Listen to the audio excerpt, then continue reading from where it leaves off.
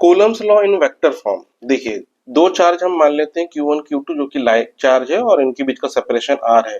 तो इसमें दोनों ही एक दूसरे को फोर्स लगाएंगे और इनके बीच में रिपल्शन का फोर्स होगा। तो Q2 जो है Q1 पे फोर्स लगाएगा लेफ्ट की तरफ और इस फोर्स को हम बोलेंगे F12। इसका मतलब हो गया force on one due to two. फिर यहाँ पे Q2 पे ये Q1 फोर्स लगाएगा, ये राइट की तरफ लगाएगा, इस फोर्स को हम बोलेंगे F21। इसका मतलब force on two due to one. तो इसको इस तरीके से हम डिफाइन भी कर लेंगे एक लाइन में। F12 का मतलब हो गया force on Q1 due to Q2, F21 का मतलब हो गया force on Q2 due to Q1। वैसे ही हम यूनिट वेक्टर भी डिफाइन करेंगे डायरेक्शन के लिए। R12 एक यूनिट वेक्टर है जिसका डायरेक्शन है Q1 से Q2 की तरफ, यानी Q1 से Q2 की तरफ यानी राइट की तरफ।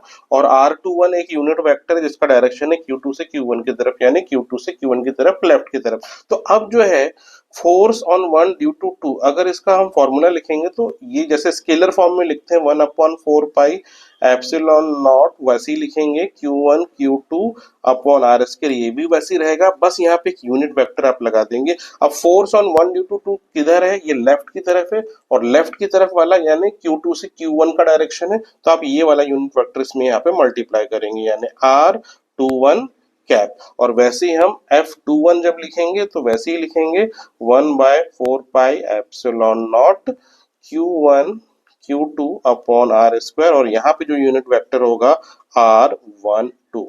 ये दोनों फोर्स को आप जब देखेंगे तो जो इसका मैग्नीट्यूड है, देखिए दोनों का वैल्यू सेम आएगा, केवल ये डायरेक्शन में चेंजेस है, यानी ये दोनों अपोजिट डायरेक्शन में है। तो हम ऐसे लिख सकते हैं F12 will be equal to minus F21 vector.